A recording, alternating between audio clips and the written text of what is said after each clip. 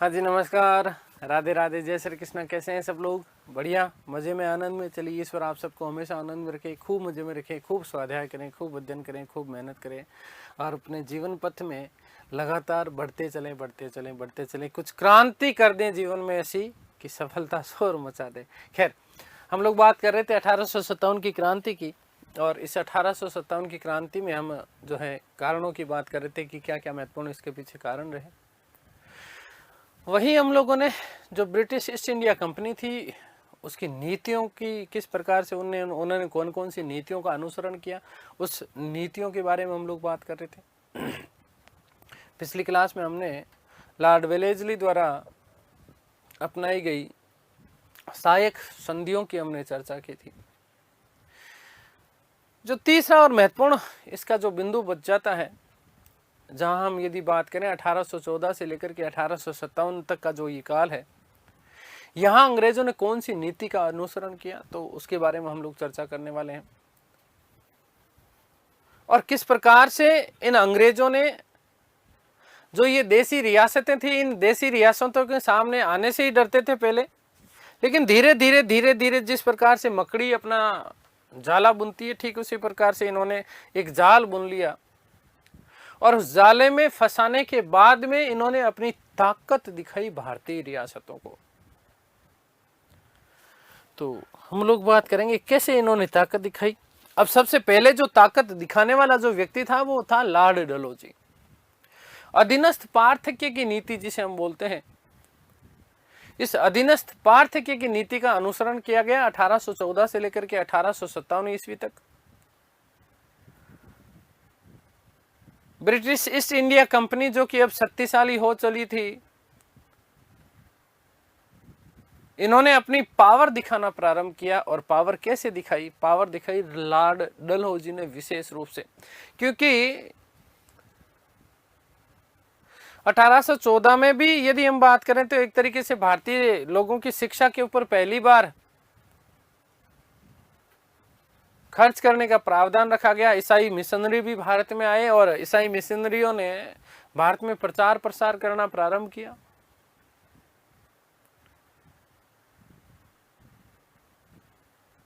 कुछ जो व्यापारिक अधिकार थे भारतीय लोगों के, इन व्यापारिक अधिकारों में भी उन्होंने कटौती की। चाय और चीन के साथ में जो एकाधिकार था व्यापार का, उस एकाधिकार को एक तरीके से समाप्त करने वाली स्थिति में वो पहुंच गए थे। और उसके बाद सबसे बड़ा काम किया लॉर्ड डलहौजी ने, और लॉर्ड डलहौजी ने एक नीति अपनाई जिसको हम सामान्य भाषा में राज्य हड़प नीति बोलते हैं, या फिर इसी नीति को हम गोद निषेध प्रथा भी बोलते हैं, और इसी नीति को हम व्यपगत नीति भी बोलते हैं। किस प्रकार से इसने इस नीति का अनुसरण किया देखिएगा। क्योंकि भारतीय समाज में, भारतीय संस्कृति में पहले यदि किसी राजा के कोई भी संतान नहीं है तो वो राजा अपने संतति को चलायमान रखने के लिए अपने ही किसी परिवार से, या फिर यदि परिवार में भी नहीं हो तो रिश्तेदार सगे संबंधियों में किसी एक बालक को गोद ले लिया करता था,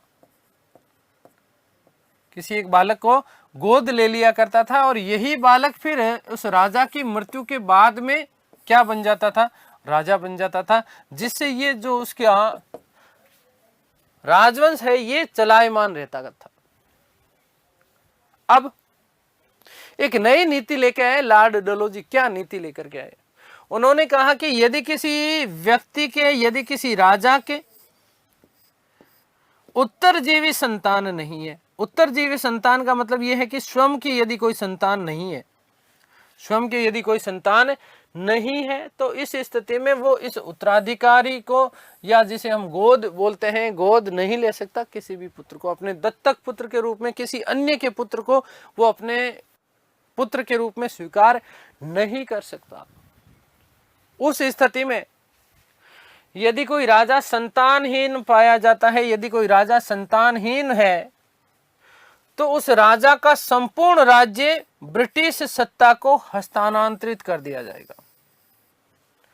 ब्रिटिश सत्ता को क्या कर दिया जाएगा, हस्तांतरित कर दिया जाएगा। इसका सबसे जो प्रमुख उद्देश्य था, ये सबसे प्रमुख उद्देश्य था इसका कि वो ब्रिटिश ईस्ट इंडिया कंपनी के साम्राज्य को विस्तार करना चाहता था और साथ ही साथ जो रियासतें और जो राजा थे, इन राजाओं को और अपने अधीन करना चाहता था। कौन? लॉर्ड डलहौजी। इसलिए उसने एक ये सिद्धांत लागू कर दिया कि यदि कोई भी व्यक्ति, कोई भी राजा जो है, उसके उत्तराधिकारी संतान नहीं है तो वो दत्तक पुत्र गोद नहीं ले सकता। और इसी चीज को लागू करने के बाद उसने ये बात कही कि जो राजा मर जाएगा और उसके उत्तराधिकार नहीं है, उसका साम्राज्य सीधे सीधे ब्रिटिश सत्ता में क्या हो जाएगा, हस्तांतरित हो जाएगा, ब्रिटिश सत्ता में हस्तांतरित हो जाएगा। और इसी चीज को क्या कहा गया, राज्य हड़प नीति, या फिर इसी को क्या कह दिया गया, व्यपगत नीति कहते हैं हम लोग। इसी को हम लोग गोद निषेध प्रथा भी कहते हैं। और इसी क्रम में इस लॉर्ड डलहौजी ने कई भारतीय राज्यों को हड़प लिया। इसने सबसे पहले यदि हम बात करते हैं तो सतारा को हड़पा गया 1848 में। ऐसा कहा जाता कि सतारा का एक राजा हुआ करता थे, और सतारा का जो राजा था, सतारा, ये प्रश्न पूछा जाता है कि सबसे पहले कौन सी राज्य को हड़पा गया, तो सतारा को हड़पा गया। और यदि कोई बहुत ज्यादा डिफिकल्ट पेपर आता है आपका हार्ड लेवल का, तो उसमें उसके राजा का भी नाम पूछ लिया जाता है वस्तुतः। तो याद रखिएगा कि सतारा का राजा था जिसका नाम था अप्पा। क्या नाम था? अप्पा। अप्पा नहीं बन पाए पप्पा। जब पप्पा नहीं बन पाए तो इसका पूरा का पूरा साम्राज्य ब्रिटिश सत्ता में हस्तांतरित कर दिया गया। यही प्रश्न सबसे महत्वपूर्ण प्रश्न बनता है। क्या प्रश्न बनता है कि सबसे पहले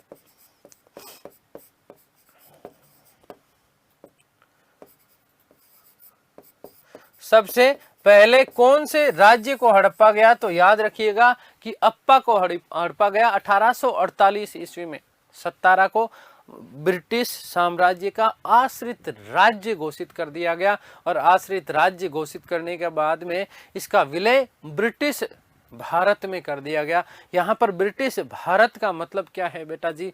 याद रखिएगा, ब्रिटिश भारत का मतलब ये है कि जहाँ जहाँ अंग्रेजों का जो साम्राज्य हुआ करता था, उस साम्राज्य को हम लोग ब्रिटिश भारत के नाम से जानते हैं। तो बड़ा खतरनाक काम किया गया, पहला ही काम। और पहला ही काम इस प्रकार का जब किया गया, तो इस समय ऐसा कहा जाता है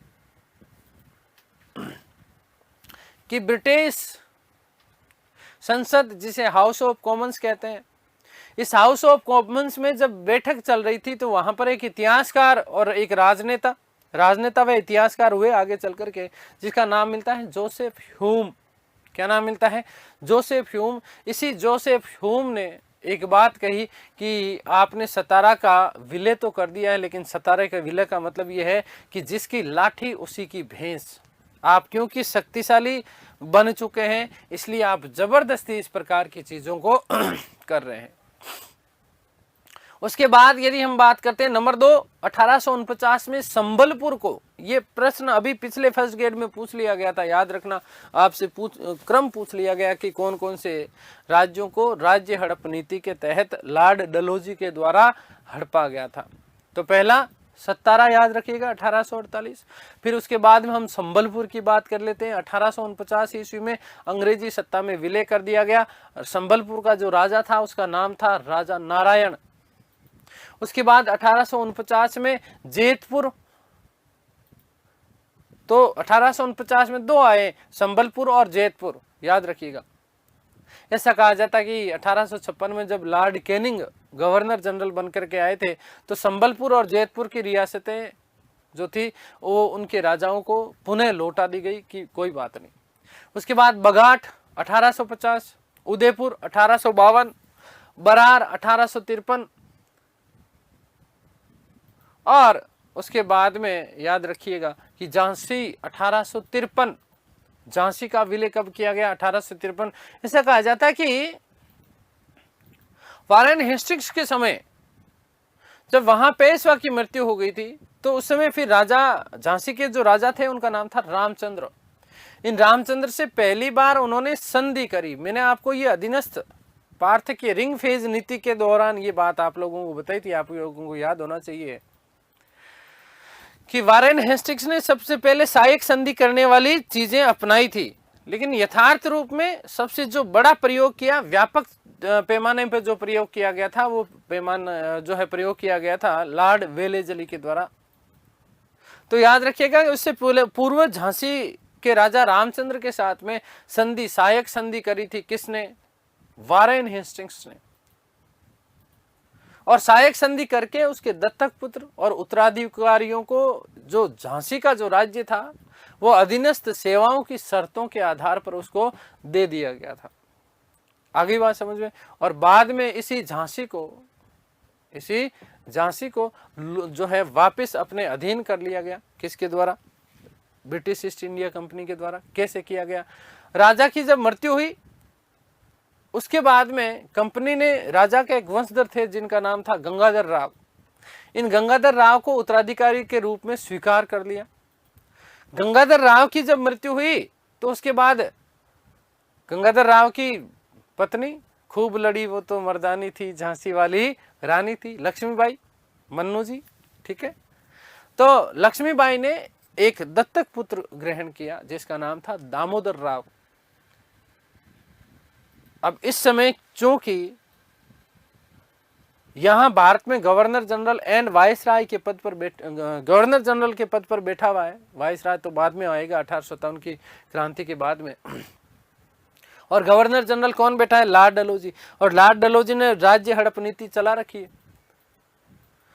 तो जैसे ही दामोदर राव को लक्ष्मीबाई के द्वारा अपना दत्तक पुत्र घोषित किया गया, उसी तुरंत प्रभाव से डलहौजी ने दामोदर राव को झांसी का राजा मानने से मना कर दिया और फरवरी 1853 ईस्वी में झांसी राज्य को हड़प लिया गया। किसके द्वारा? लॉर्ड डलहौजी के द्वारा। याद रखिएगा कि राज्य हड़प नीति को डॉक्ट्रिन सिद्धांत भी कहा जाता है। ये प्रश्न अभी पूछ लिया गया था कि इसे और क्या कहा जाता है, या डॉक्ट्रिन सिद्धांत किसे कहा जाता है? तो डॉक्ट्रिन सिद्धांत किसको कहा जाता है? राज्य हड़प नीति को कहा जाता है। उसके बाद नागपुर की यदि हम बात कर लें तो नागपुर भी 1853 में भारत का सबसे महत्वपूर्ण कपास उत्पादक क्षेत्र हुआ करता था उस समय नागपुर। और उसके ऊपर अंग्रेजों की पहले से पैनी नजर लगा करके बैठे थे। अंग्रेज लूटना चाहते थे उसको, कैसे भी जो है साम दाम दंड भेद वाली जो नीति होती है, उस नीति के तहत वो चाहते थे कि इस नागपुर का विलय हो जाना चाहिए हमारे ब्रिटिश भारत में। भाई क्योंकि कपास उत्पादक राज्य है तो आर्थिक रूप से भी सशक्त है, मजबूत है, और वो तो लूटना ही चाहते थे, राजस्व ज्यादा आएगा। समझ रहे हो आप इस बात को? तो 1853 में जब वहां का राजा हुआ करते थे जिनका नाम था रघुजी तृतीय, इन रघुजी तृतीय की जैसे ही मृत्यु हुई तो यशवंत राव को उनका उत्तराधिकारी बनाया गया था। और यशवंत राव को जैसे उत्तराधिकारी बनाया तो वही बात जैसी झांसी में प्रारंभ की गई थी डलहौजी के द्वारा, डलहौजी ने मना कर दिया। उसके बाद यदि हम बात करते हैं तो 1854 में नागपुर का जो है विलय हो जाता है ब्रिटिश ईस्ट इंडिया कंपनी में, ठीक है। आगे बात समझे। 1855 में तंजौर और करौली ये भी ब्रिटिश सत्ता का अंग बन गए थे। अब यदि हम यहां पर बात करें करौली राजस्थान की, तो इस करौली का जब विलय किया गया था तो उस समय court of director COD, court of director जो होता था, उस कोर्ट ऑफ डायरेक्टर ने ये कहते हुए अस्वीकार कर दिया कि यार करौली तो पहले से ही जो है संरक्षित मित्र राज्य है अंग्रेजों का, आश्रित राज्य इसको कैसे बना सकते हो। तो इस चीज को उन्होंने रद्द घोषित कर दिया। कैनिंग साहब ने उदयपुर और बघाट वाला जो विलय था इसको भी कैनिंग ने निर्णय बदल दिया था। और सबसे लास्ट में जो सबसे महत्वपूर्ण प्रश्न पूछा जाता है वो प्रश्न पूछा जाता है अवध से, और अवध का विलय किया गया 1856 ईस्वी में। अवध के जो नवाब थे उनका नाम था वाजिद अली शाह। अब यदि अवध की भी हम बात करें तो अवध भी अंग्रेजों का आश्रित राज्य हुआ करता था, पहले से वो इसके अधीन ही कार्य कर रहे थे। और यहीं पर अब क्योंकि अवध को लूटना हड़पना चाहता था लॉर्ड डलहौजी, इसलिए उसके पीछे कोई ना कोई कारण तो लगाएगा ना, भाई किस आधार पर लूटे उसको। तो अवध के ऊपर कुशासन का आरोप लगाया गया। ये मोस्ट इंपोर्टेंट प्रश्न पूछा जाता है कि कौन से राज्य को लॉर्ड डलहौजी ने कुशासन का आरोप लगा करके अपने साम्राज्य का हिस्सा बना लिया। तो याद रखिएगा कि अवध के ऊपर किसके ऊपर, अवध के ऊपर कुशासन का आरोप लगाया, और कुशासन का आरोप लगाने के बाद में इसे अपने साम्राज्य में शामिल कर लिया गया। लखनऊ रेजिमेंट के एक व्यक्ति जिनका नाम था आउटरम, इनकी सहायता से जो है अवध का विलय पूर्ण रूपेण अंग्रेजी साम्राज्य में कर दिया गया। अंग्रेजी साम्राज्य में कर दिया गया किसका, अवध का 1856 में। और फिर याद रखिएगा यहीं पर एक चीज और विशेष महत्वपूर्ण बन जाती है कि इसी अवध से 1857 की क्रांति में सबसे ज्यादा सैनिक जो शामिल हुए थे वो अवध से हुए थे अंग्रेजों के खिलाफ। इनके मन का जो आक्रोश था, क्योंकि ये आश्रित राज्य था और फिर भी इसको हड़प लिया गया। इस वाजिद अली शाह की पत्नी जिनका नाम हजरत महल, इस हजरत महल को भारतीय इतिहास में महक परी के नाम से जाना जाता है। वहीं पर झांसी की रानी लक्ष्मीबाई को महल परी कहा जाता है। ये भी प्रश्न आपके महत्वपूर्ण बन जाते हैं। आ गई बात समझे। तो सबसे ज्यादा 1857 की क्रांति में सबसे ज्यादा सैनिक कहां से शामिल हुए थे, अवध से हुए थे। ये बात याद रखिएगा। वाजिद अली शाह की मृत्यु के बाद में इस क्रांति का नेतृत्व हजरत महल ने किया था। किसने किया, हजरत महल ने। तो अब हम बात कर लेते हैं, ये सारी चीजें मैंने आपको समझा दी है, ठीक है।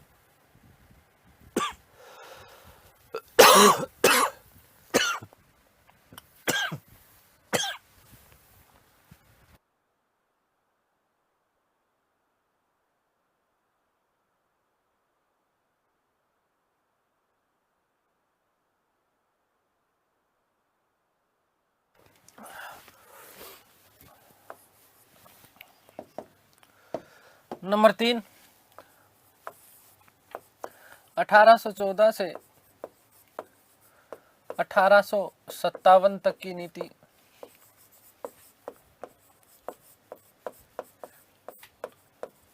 देखिएगा, अंग्रेजों ने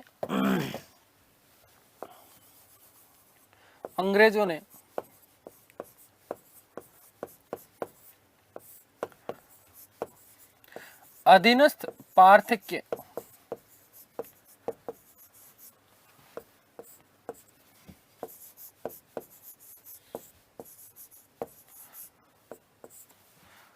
की नीति का अनुसरण किया।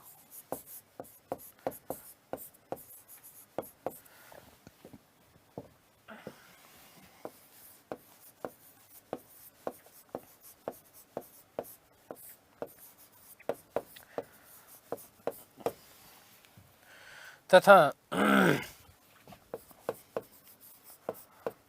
भारतीय रियासतों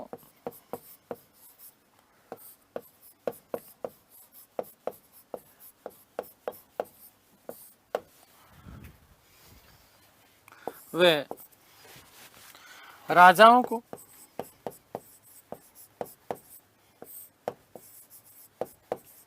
अपनी ताकत दिखाई।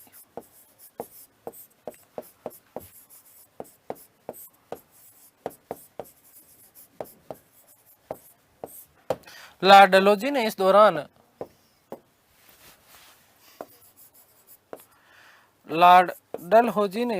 दौरान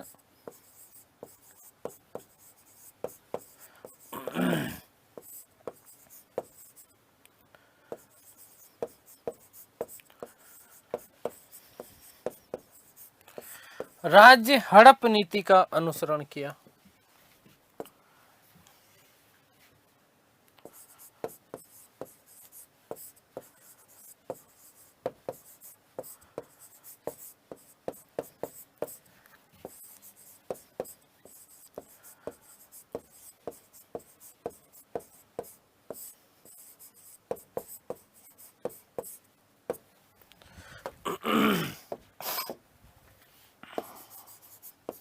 राज्य हड़प नीति।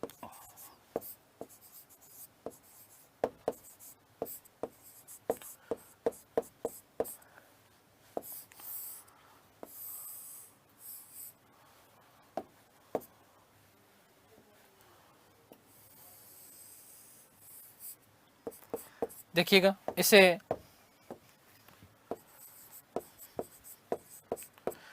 गोद निषेध प्रथा,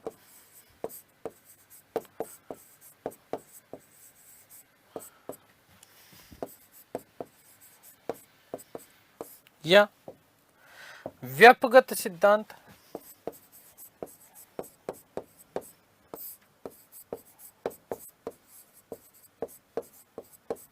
या डॉक्ट्रिन सिद्धांत भी कहा जाता है। डॉक्ट्रिन सिद्धांत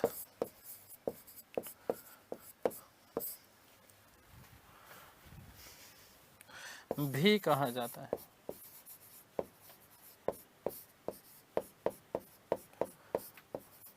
ठीक है, याद रखिएगा। कैसे अपनाइए? तो राजा के उत्तराधिकारी संतान नहीं होने पर, राजा के उत्तराधिकारी संतान नहीं होने पर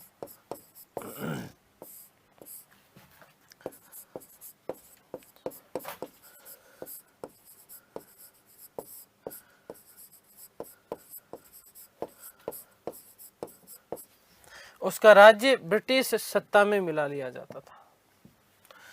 उसका राज्य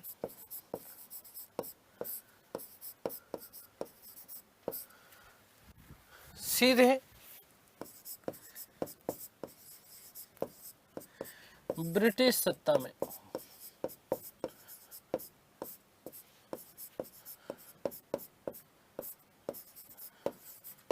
मिला लिया जाता।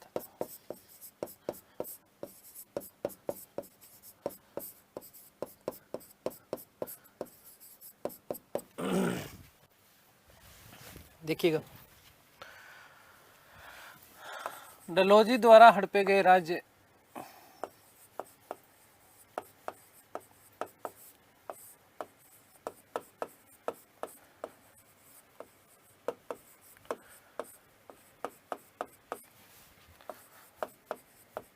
राज्य। नंबर 1 सतारा,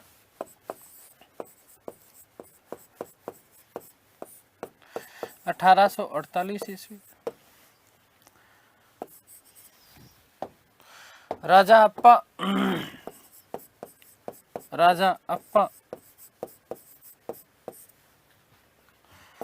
के कोई संतान नहीं होने पर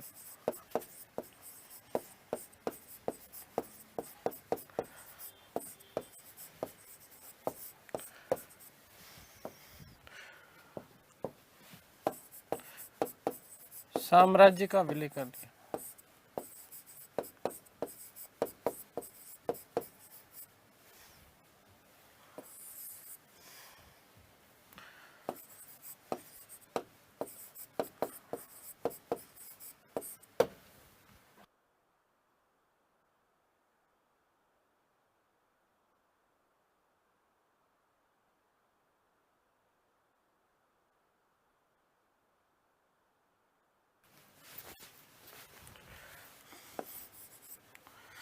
ब्रिटिश राजनेता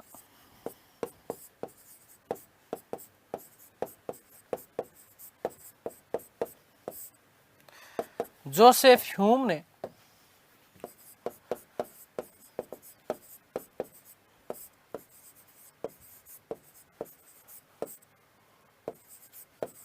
इसे जिसकी लाठी उसकी भैंस करार दिया।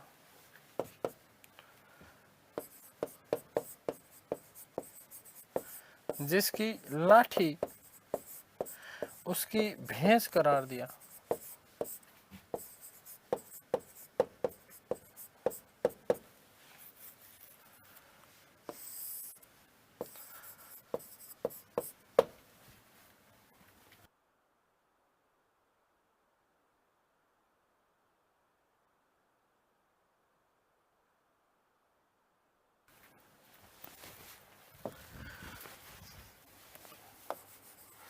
संबलपुर,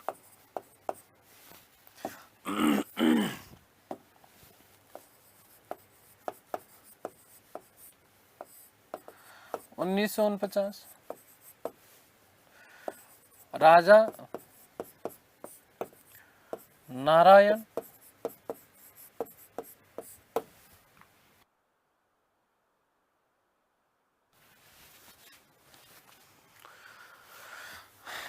नेक्स्ट जेतपुर,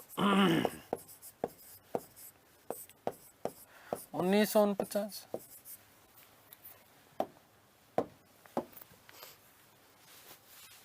याद रखिएगा इन दोनों के लिए कि 1856 ईस्वी में लॉर्ड कैनिंग ने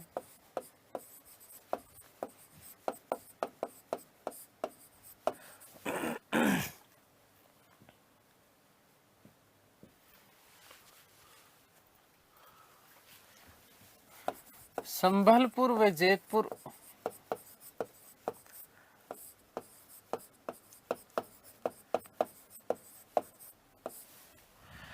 की रियासतें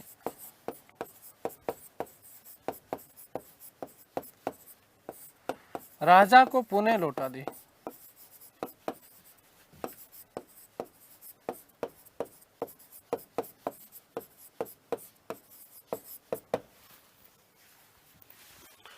बघाट,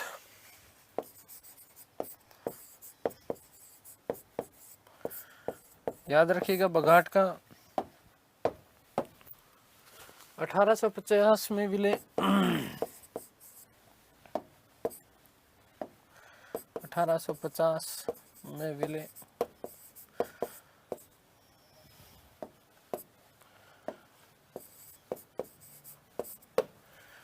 उसके बाद बात करें उदयपुर की,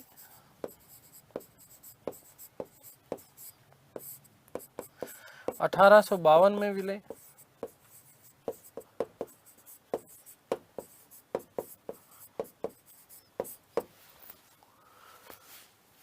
उसके बाद बात करें बरार की, तो याद रखिएगा कि बरार का जो विलय किया गया 1853 में।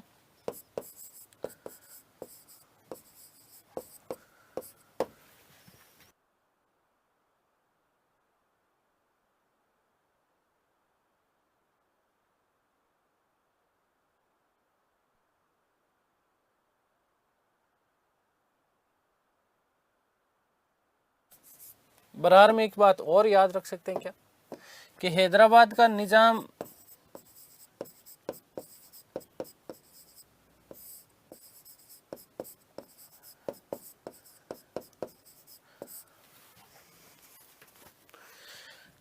कर्ज चुकाने में असफल रहा।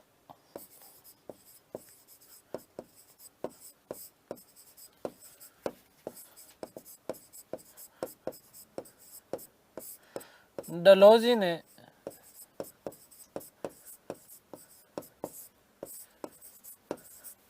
विलय कर लिया।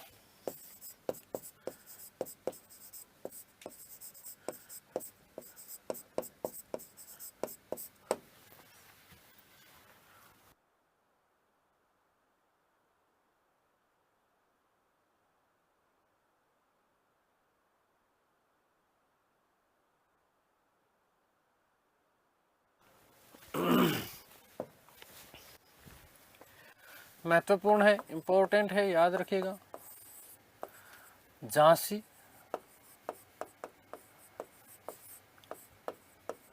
1853। राजा दामोदर राव,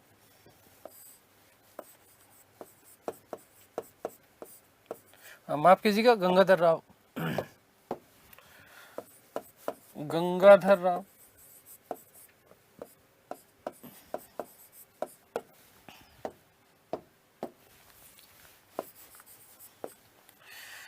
गंगाधर राव की मृत्यु के बाद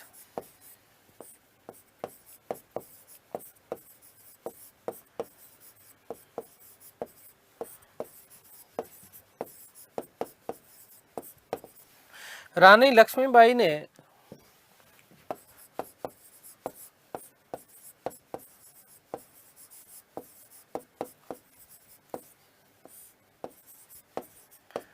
दामोदर राव को अपना दत्तक पुत्र घोषित किया?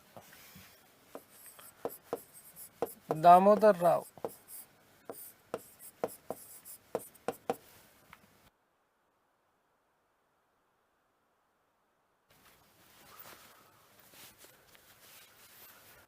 को अपना दत्तक पुत्र घोषित किया।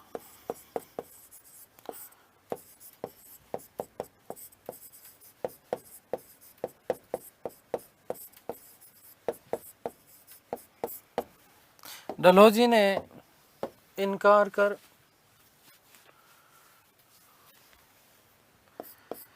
डलहौजी ने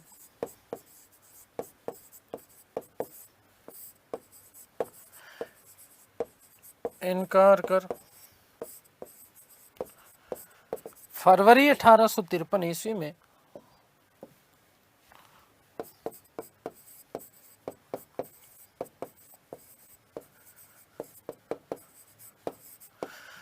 झांसी का विलय कर दिया।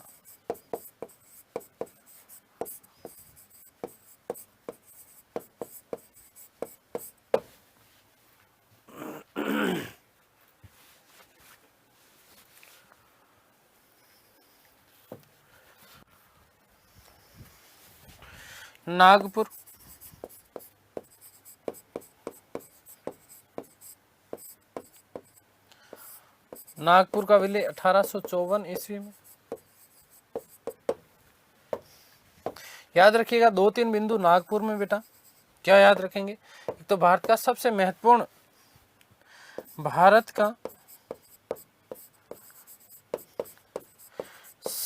महत्वपूर्ण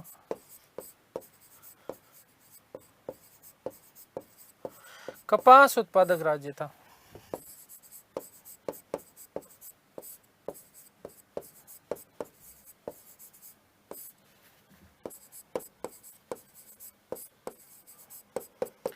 अठारह सौ 53 ईस्वी में राजा रघुजी तृतीय की मृत्यु के बाद 1853 ईस्वी में राजा रघुजी तृतीय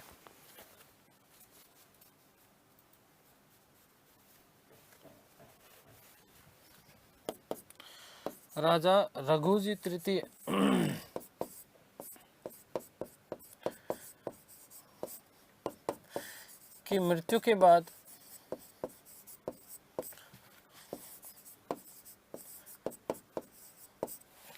यशवंत राव को उत्तराधिकारी बनाएगा।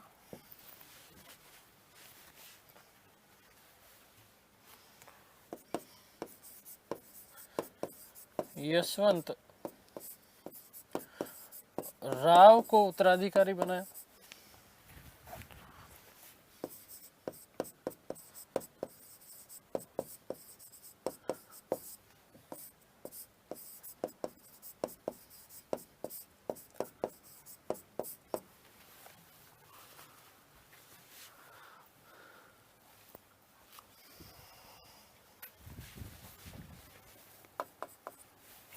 डलहौजी ने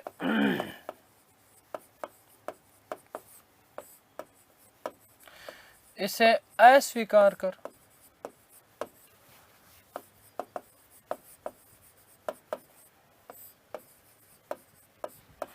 नागपुर का विलय कर लिया।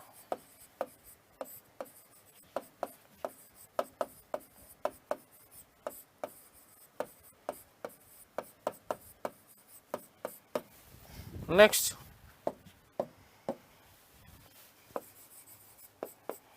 Karauli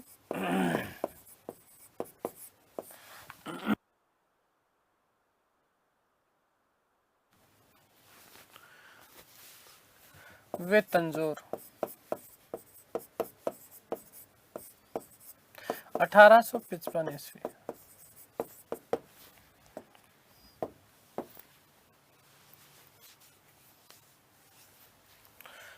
note, Karauli Rajasthan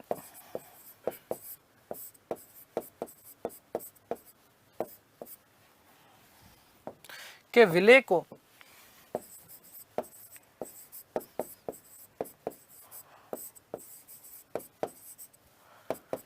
court of director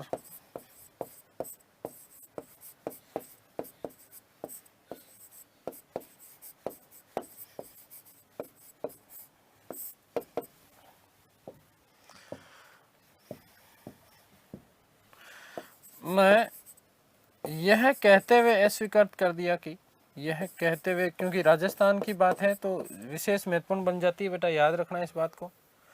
यह कहते हुए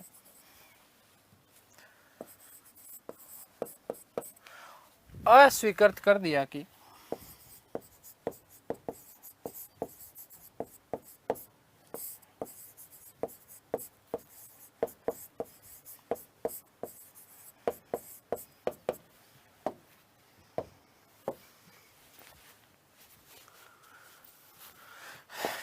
करौली संरक्षित मित्र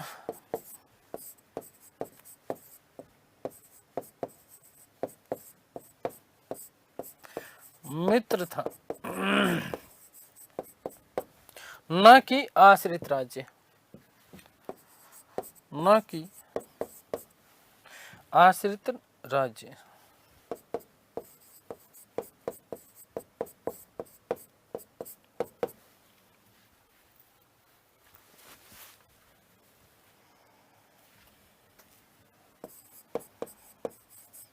ठीक है, ये बात विशेष बन जाती है आप लोगों के लिए, इस बात का आप लोग ध्यान रखिएगा।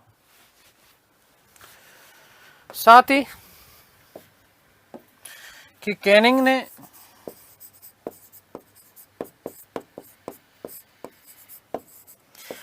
उदयपुर व बघाट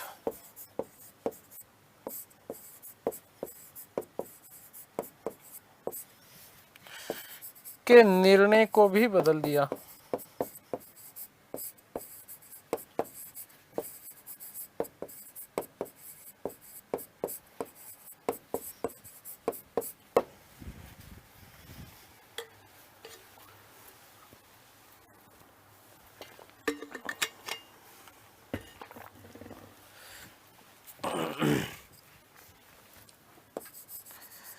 लास्ट अवध,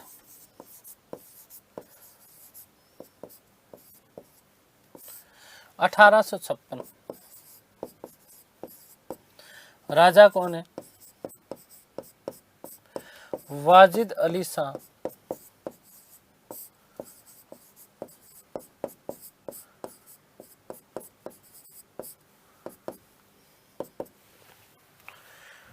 याद रखिएगा बेटा जी कि ये आपका मोस्ट इंपॉर्टेंट तथ्य बनता है। डलहौजी ने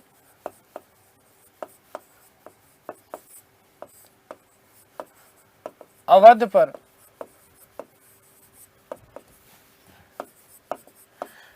कुशासन का आरोप लगाकर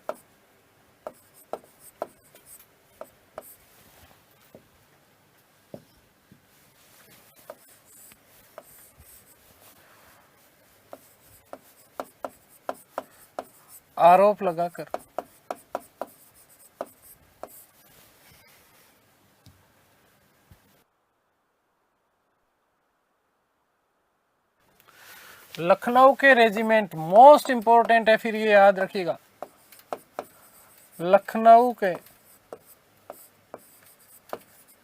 एक रेजिमेंट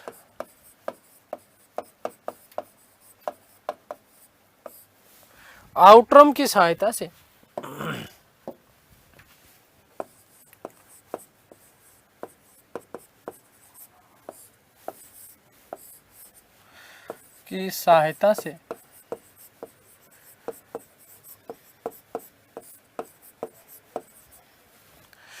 लखनऊ का विलय कर लिया।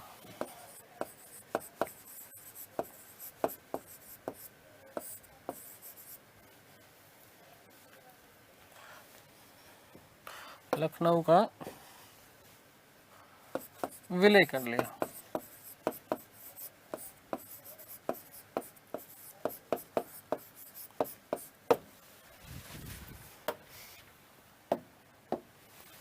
याद रखिएगा कि नोट लगा करके, वेरी मोस्ट नोट है कि 1857 की क्रांति में 1857 की क्रांति में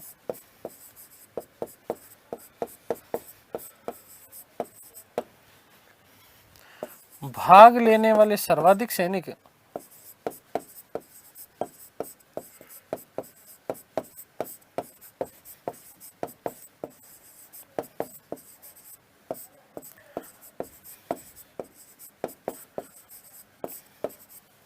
अवध से थे।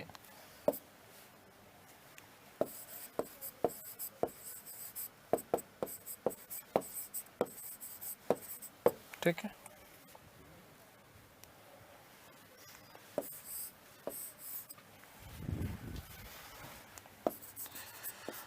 अवध में क्रांति का नेतृत्व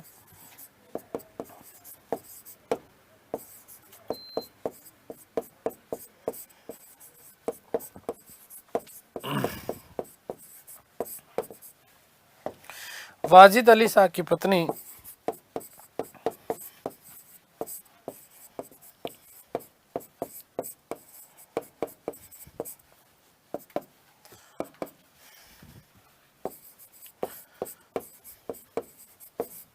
बेगम हजरत महल ने किया।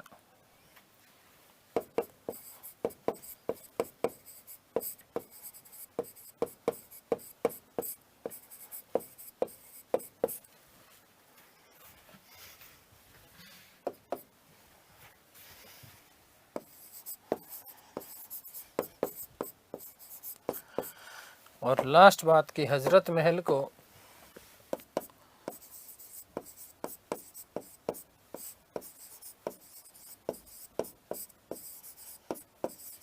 महक परी कहा जाता है।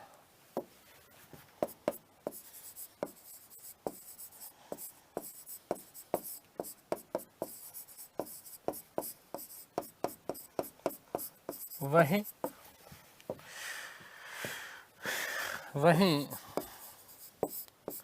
झांसी की रानी लक्ष्मीबाई को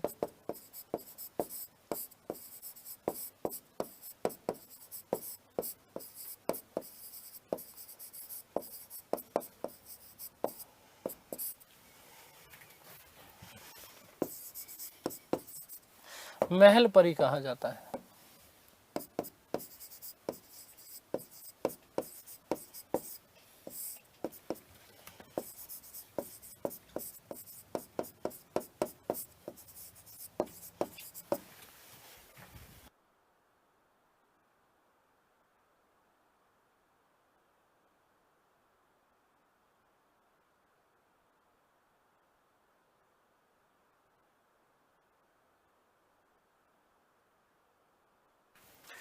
ठीक है, तो इस प्रकार से लॉर्ड डलहौजी ने इस राज्य हड़प नीति का अनुसरण किया और किस किस प्रकार से भारतीय जो राज्य और रियासतें थी, इन रियासतों को बहुत बुरी तरीके से ये जबरदस्ती अपहरण था एक तरीके से भारतीय राजाओं का, भारतीय रियासतों का, और उन्हें ना चाहते हुए भी ब्रिटिश सत्ता में हस्तांतरित कर दिया गया। ठीक है, आगे बात समझ क्लियर है। उसके अलावा लॉर्ड डलहौजी की बात और कर लेते हैं कि किस प्रकार से और ताकत दिखाई। एक शब्द हम बात करेंगे पद व पेंशन की, पद व पेंशन को 1848 में, क्योंकि यहाँ पर अब मुगल पतन हो चुका, वस्तुतः मुगलों का पतन जो माना जाता है वो 1707 ईस्वी के बाद औरंगजेब की जैसे मृत्यु हुई, औरंगजेब का काल वैसे वस्तुतः मुगल के पतन का प्रारंभ माना जाता है। उनकी जो नीतियां थी, नीतियां कुछ ठीक नहीं थी। ठीक है, खैर, तो इस समय जो बादशाह थे, मुगल बादशाह, उनका नाम था बहादुर शाह जफर द्वितीय। बहादुर शाह जफर द्वितीय 1848 में लॉर्ड डलहौजी ने इस बहादुर शाह जफर द्वितीय को एक पत्र लिखा। ठीक है, याद रखना, डलहौजी साहब ने इस गिरते हुए मुगल साम्राज्य के वृक्ष की एक रूप से अंतिम जो टहनी, अंतिम जो शाखा, जिसका नाम बहादुर शाह जफर द्वितीय, इसे एक पत्र लिखा और पत्र लिख करके कहा कि ऐसा है, ये बादशाह हम कुछ नहीं मानते, बादशाह हम कुछ भी नहीं मानते। उन्होंने कहा कि आपको अपनी बादशाह की उपाधि त्यागनी पड़ेगी। और साथ ही साथ ये क्या बादशाह लगा रखा है कि सिक्कों के ऊपर आपने अपना नाम रख दिया, लिख रखा है ना, बादशाह का नाम। यहां जो कुछ है वो अब ब्रिटिश ईस्ट इंडिया कंपनी है, तो जितने भी सिक्के हैं उन सिक्कों के ऊपर से भी आपको नाम हटवाना पड़ेगा। और साथ ही साथ उन्होंने कहा कि लाल किला खाली कर देना, और लाल किला खाली करके कुतुब मीनार के पास में एक छोटा सा मकान हमने व्यवस्था कर दिए, वहां पर चुपचाप वहां रह लेना, फालतू की बकवास मत करना, कुछ नहीं होता बादशाह। तो इस प्रकार के आदेश जारी कर दिए गए थे, किसके द्वारा? लॉर्ड डलहौजी के द्वारा। और जब लॉर्ड डलहौजी का काल समाप्त हुआ और लॉर्ड कैनिंग भारत में नए गवर्नर जनरल बनकर के आए, तो लॉर्ड कैनिंग ने कहा, मुगल बादशाह इसके बाद, आपकी मृत्यु के बाद में, चलो ठीक है आप मरने वाले हो, हमें पता है ना, लेकिन आपकी मृत्यु के बाद में और कोई नया बादशाह नहीं बनेगा। उसने बहादुर शाह जफर को कहा कि वह भारत का अंतिम मुगल सम्राट होगा। तो ये दो कथन आपसे विशेष रूप से पूछे जा सकते हैं, बहुत अच्छे प्रश्न बनते हैं, यहां से याद रखना कि अंतिम मुगल सम्राट बहादुर शाह को बादशाह की उपाधि त्यागने का आदेश किसने दिया? लॉर्ड डलहौजी ने। सिक्कों से नाम हटाने का आदेश किसने दिया? लॉर्ड डलहौजी ने। लाल किला खाली करने का आदेश किसने दिया? लॉर्ड डलहौजी ने। वहीं ये किसने कहा कि वह भारत में अंतिम मुगल सम्राट होगा? ये बात लॉर्ड कैनिंग ने कही थी बेटा। किसने कही थी? लॉर्ड कैनिंग ने। तो याद रखिएगा, पद व पेंशन की बात कर रहा हूं मैं।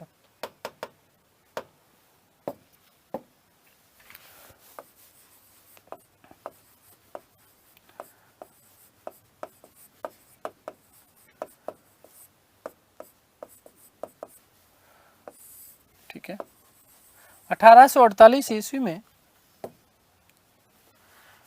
1848 ईस्वी में लॉर्ड डलहौजी ने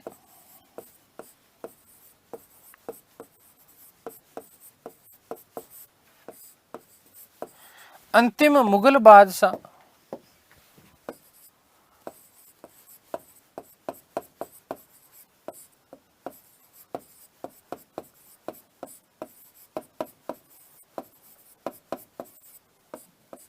बहादुर शाह जफर द्वितीय को पत्र लिख करके कहा, बहादुर शाह जफर द्वितीय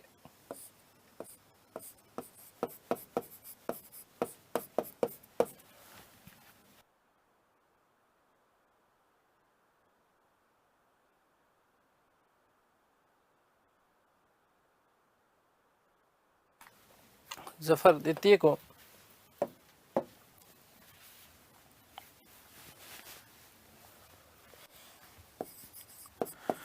बादशाह की उपाधि, बादशाह की उपाधि त्यागने का आदेश दिया।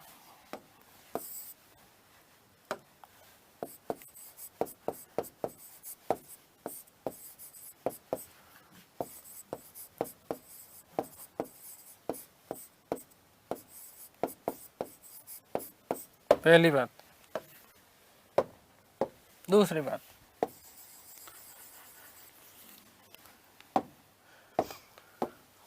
सिक्कों पर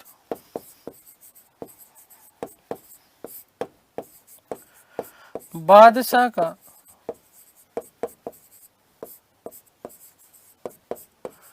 नाम खुदवाना बंद।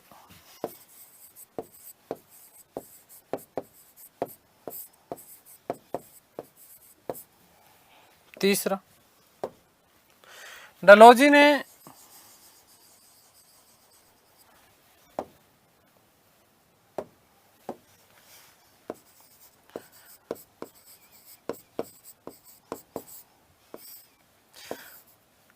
ने बादशाह को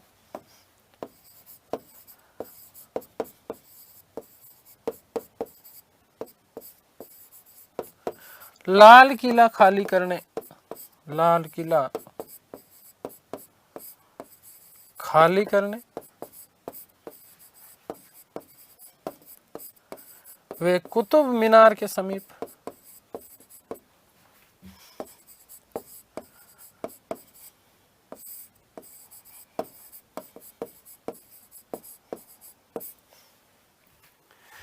मकान में रहने का आदेश जारी किया।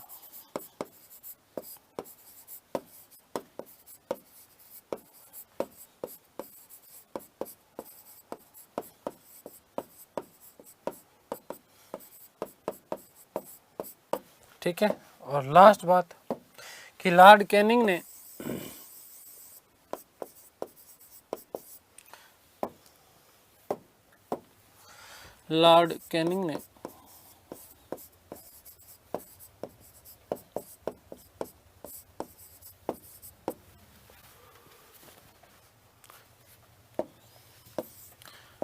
शाह को कहा कि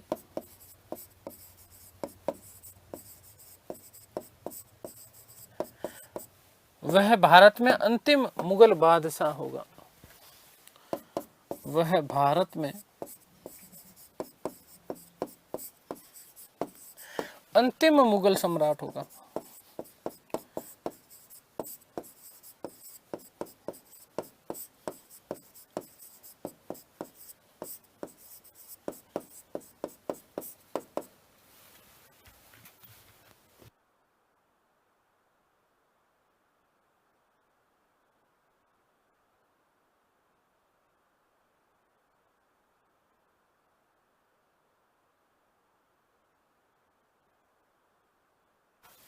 ठीक है, तो ये तो बादशाह से संबंधित बातें हो गई, मुगल बादशाह, अंतिम मुगल बादशाह जो थे।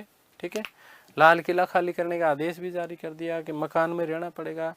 कैनिंग ने ये कहा कि इसके बाद में भारत में कोई भी अब नया कोई मुगल सम्राट नहीं बनेगा। ठीक है, आगे बात समझ। इसके अलावा यदि हम बात करें तो भारतीय जो सैनिक थे, इन भारतीय सैनिकों को उच्च पदों के ऊपर आसीन नहीं किया जाता था और न ही उनकी पदोन्नति की जाती थी। जहां हम बात करें भारतीय सूबेदार के वेतन की, तो भारतीय सूबेदार को मात्र वेतन के रूप में 35 रुपए मिलते थे, लेकिन अंग्रेजी सूबेदार की यदि हम बात करें तो उसके रईसाई के ठाट ही अलग थे, निराले थे। उसको वेतन में 195 रुपए मिलते थे। कितने? 195 रुपए मिलते थे वेतन के। ठीक है, तो देखिएगा कि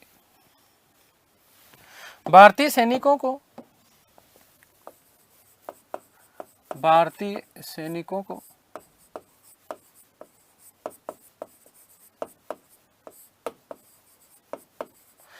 उच्च पदों पर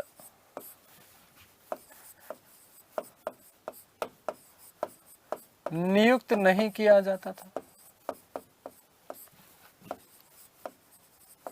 और ना ही उनकी पदोन्नति होती थी।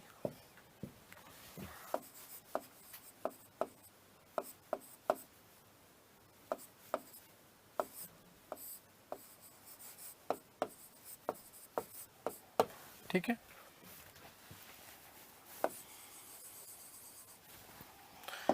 अंग्रेजों को भारतीयों से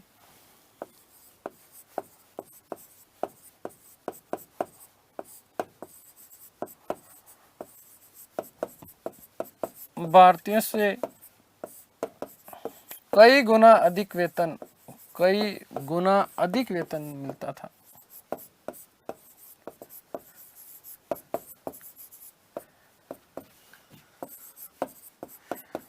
डिफरेंस यहीं से देख लीजिएगा कि भारतीय सूबेदार 35 रुपए, भारतीय सूबेदार 35 रुपए जो है मंथली है ये, सूबेदार 35 रुपए, और वहीं अंग्रेज सूबेदार की यदि हम बात करें 195 रुपए।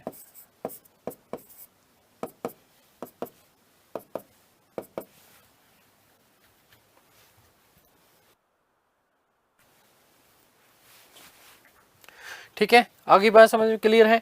तो ये इस प्रकार से भारतीय लोगों के साथ बहुत बड़ा भेदभाव कर रहे थे। बहुत बड़ा भेदभाव कर रहे थे और यही भेदभाव इस क्रांति का सबसे बड़ा कारण बना। पेंशन की यदि हम थोड़ी सी बात कर लें तो याद रखिएगा कि अंग्रेज जो थे वो कानपुर के पेशवा बाजीराव द्वितीय को 8 लाख रुपए पेंशन देते थे। लेकिन पेशवा बाजीराव की जैसी मृत्यु हुई, मृत्यु के बाद में जब उसके उत्तराधिकारी नाना साहेब, वास्तविक नाम पूछ लिया जाता है नाना साहेब का धोंदू पंत, क्या धोंदू पंत, इस धोंदू पंत को अंग्रेजों ने पेंशन देने से मना कर दिया। ठीक है, अब यहां पर क्योंकि कानपुर जो था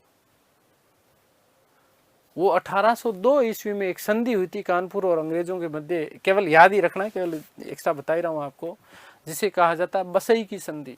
इस बसई की संधि के द्वारा ब्रिटिश ईस्ट इंडिया कंपनी का आश्रित होना स्वीकार किया था।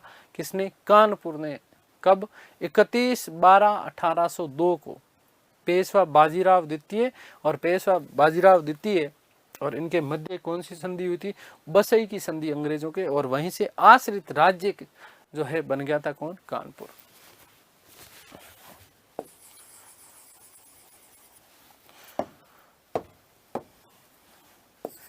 अंग्रेजों ने, अंग्रेज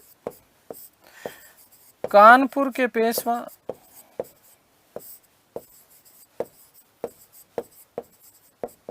हम बात कर रहे हैं बेटा पेंशन की। ठीक है, पेंशन बड़ी टेंशन देती है।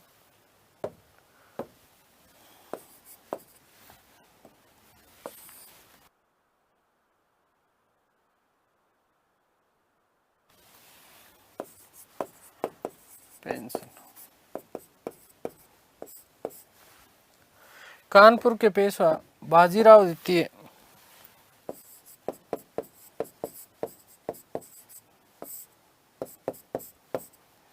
को 8 लाख रुपए की पेंशन देते थे।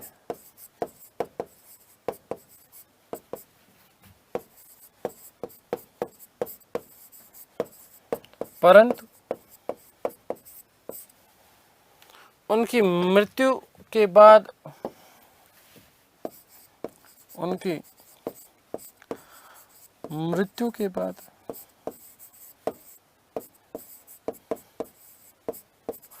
उत्तराधिकारी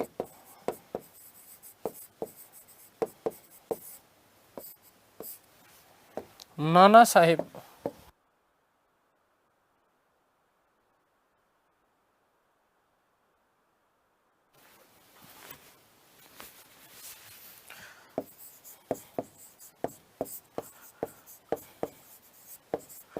याद रखिएगा, नाना साहब का वास्तविक नाम पूछ लिया जाता है धोंदू पंत।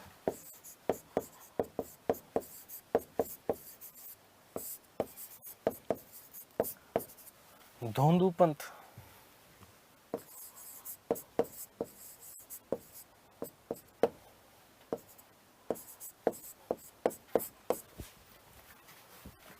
को पेंशन देने से इनकार कर दिया।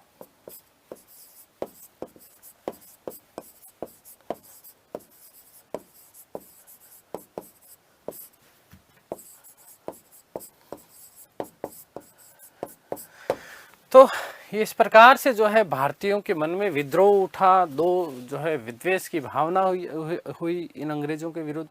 नाना साहब ने खूब लावा लिया, किसका? अंग्रेजों का। खैर, अगली जो हमारी कक्षा होने वाली है उसमें हम बात करेंगे आर्थिक कारणों की। तो उम्मीद कर रहा हूँ कि सारी की सारी चीज़ें आप लोगों को समझ में आ रही होगी। ईश्वर से प्रार्थना करता हूँ कि आप सब स्वस्थ रहें, मस्त रहें, तंदुरुस्त रहें, आह्लादित रहें और प्रसन्नचित रहें। इस सृष्टि की संपूर्ण खुशियाँ आपको और आपके परिवार को मिले। स्वाध्याय करें, खूब अध्ययन करें, खूब मेहनत करें। ठीक है, कोई भी किसी भी प्रकार का यदि आपको संशय रहे तो आप मेल डाल दीजिएगा टेक्निकल टीम को। बहुत अच्छे से आराम से इन चीज़ों को पढ़ना है। अगली कक्षा में हम लोग बात करेंगे आर्थिक कारणों की। तब तक के लिए सभी को नमस्कार, थैंक यू।